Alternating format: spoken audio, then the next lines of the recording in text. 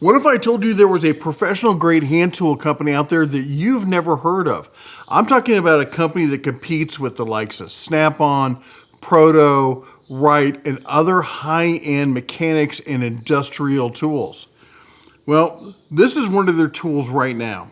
Some of you may know what this is. The distinctive handle kind of gives it away. It's from a company called Gray, and they're from the Great White North, our neighbors just north of us. Especially here in Montana, we hear a lot about this stuff. And that's it's a company based in Canada. But what if I also told you that this company has decided they want to throw their hat in the prosumer ring in the United States? In fact, they've already launched, and you may have seen them. They're available on Amazon, plus they have their own site. But anyway, let's take a look at it real quick because they reached out to me, and I've heard of this, being adjacent, Canada adjacent here as we are. But I had never heard of their prosumer brand, so we're going to take a look at them. Let's jump over to the workbench over here. So what we got here, Gray Tools. Now, Gray Tools, as I said, this is their standard. This is their quick release. They sent these over.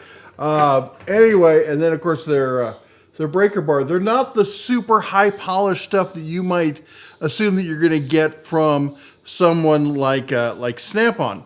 And there's good reason for that. It's because these are industrial tools. These are not pretty tools. They're not made for being, in a service bay and stuff where people are going to see them all the time. These are tools that are made for working out like in the shale oil fields out near, like Yellowknife and stuff like that. I may be wrong about it. I haven't been quite that far north up in Canada. But these are extremely well-made, heavy-duty tools. Now let's see what they're bringing out here in their prosumer level stuff, okay? And what caught my eye here is that people were saying, hey, we want to see more stuff that is, built for the prosumer, that has like the foam trace and stuff like that. So let's break it down. So first off, we've got the ratchets here. Now, if we look at this, here's their flex head. Sorry for the birds, but it's a beautiful day here in Montana. It's just too nice to close the garage door. I got the natural light coming in. Get to listen to my neighbors chirping away over there. Anyway, let's get back to the tools. So this is their flex head. And they're not trying to compete with the super 157 tooth kind of models. They're just trying to produce something that is tough, something that you can rely on, something that's going to get the job done. It's a nice slim head ratchet here.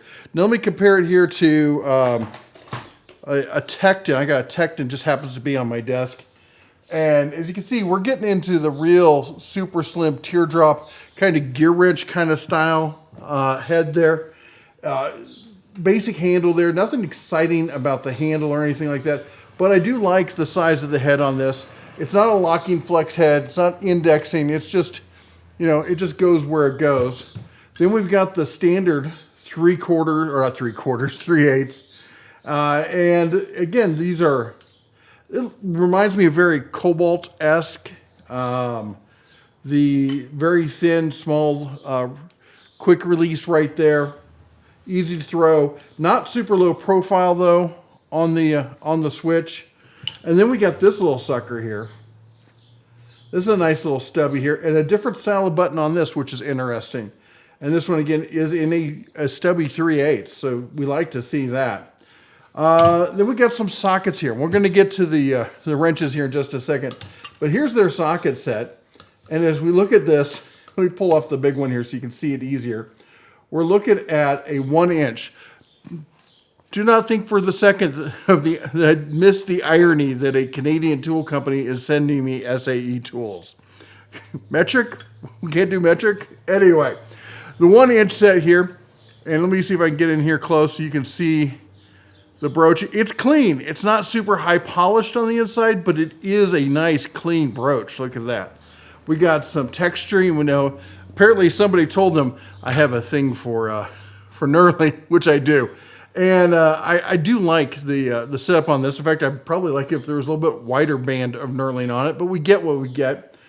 Clean. We got the laser etch on this. Now, this is one thing I will say. On the impact, the laser etch I get really iffy about because it's going to spin off pretty darn quick. On chrome like this, I don't think it's as big of an issue. If you've had laser etch chrome, let me know what you think.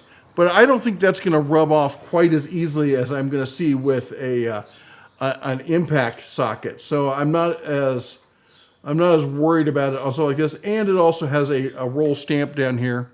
If you can see it there showing me. It's not as big lettering or anything like that, but it's there. And it comes on a rail, so you got to appreciate that. Well, I guess you don't have to, but maybe you should. But you got a nice rail here. The set comes all the way down to, let me see what we got here. Down to 1/4 on this one. If I can get it under the camera. There we go. So 6 points like that in the shallows with the knurling. Clean broaching, comes with the rail. Not a lot to fault this, just first look on it. Now let's talk about this. Foam set, wrenches. Let's go for the 1 inch because that's the big one. We can see all the big flaws and stuff in it. When we come in here, it's a smooth tooth or smooth. There's no teeth in it. How about that? There's no teeth in it. And again, we got the laser etching on it there. We got a 12 point on the box end, which is to be expected. On something like this, you do want a 12 point. I know a lot of people say, I only want 6 point. On a box end non-ratcheting wrench, you're going to want a 12 point or you're going to just lose accessibility. This is only laser etched, and you can really feel it. You can feel the texture on the laser etching.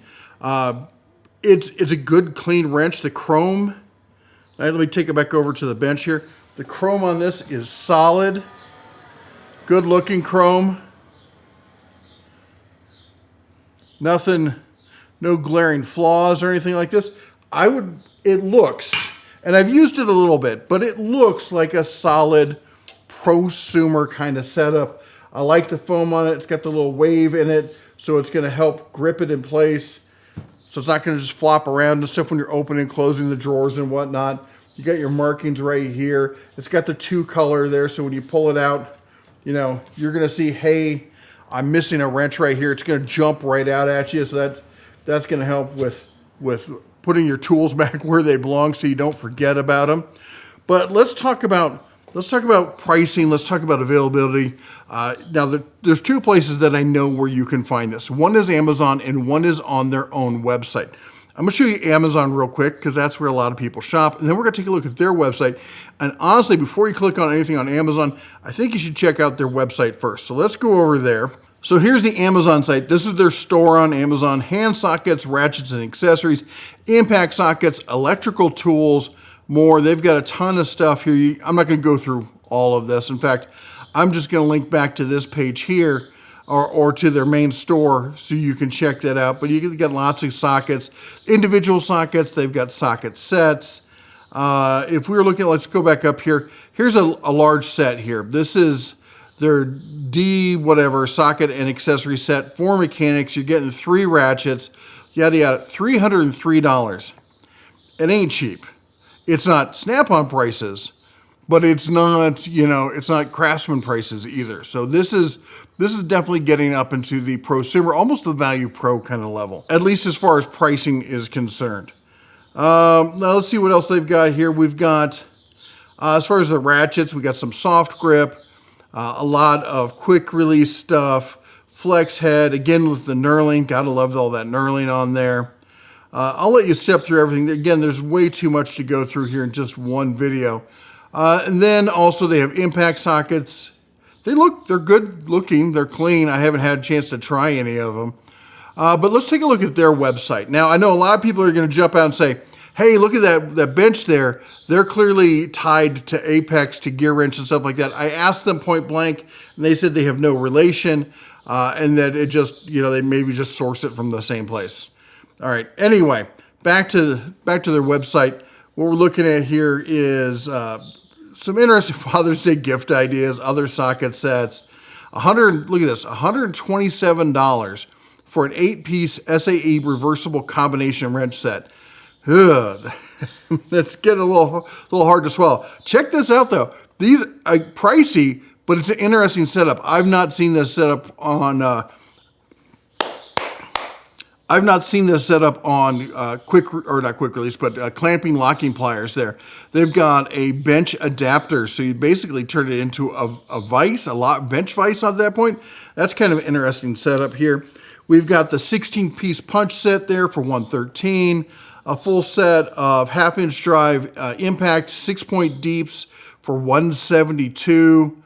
Again, and they are apparently one of the licensed distributors for Grip-On, of course, made in Spain.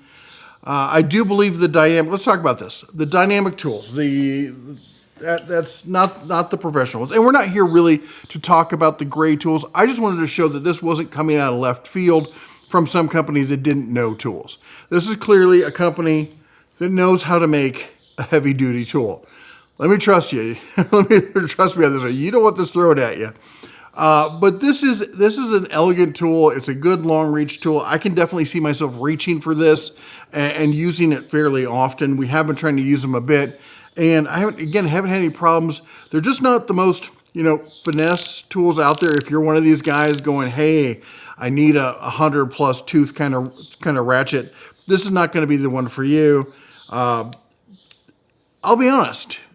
They're a little pricey, all right? I can't, I'm trying to find something good to say about it. They're solid tools. I think they're good tools. I think they're really well made. They come from a company that knows what they're doing. But at this price point, man, it's like, why wouldn't I buy Gear Rich? Why wouldn't I buy Icon? Why wouldn't I buy Tekton?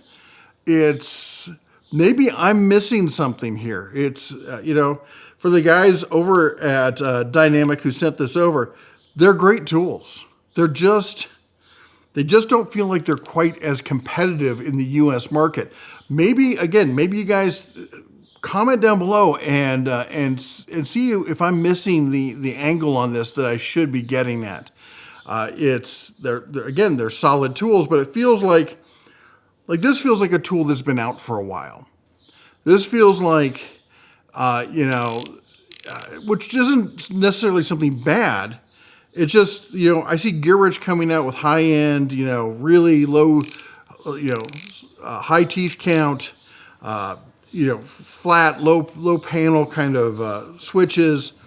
I'd like to see locking or at least indexing. Maybe that's often a personal preference. Maybe that's just me. But what I'm really having a problem swallowing is the price. At this price point, how are you expecting to gain market share versus Capri, Tekton, Gear Wrench, Icon? Oh, who else is out there? Knipex, Wild. There's a ton of other great what we call tool truck alternatives.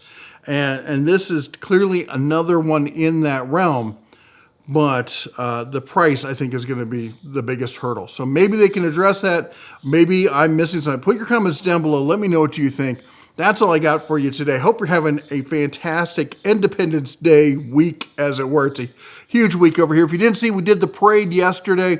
People were asking, why is the parade not on the 4th of July? Because we do a huge rodeo here. It's the oldest professional rodeo on the circuit, and probably also the smallest. It's been going on for so long in this sleepy little town up here in the foot of the Rockies at Livingston, Montana. If you're in the area, hey, hit me up. I got tickets. Anyway, you all take care. God bless. And as always, shine on.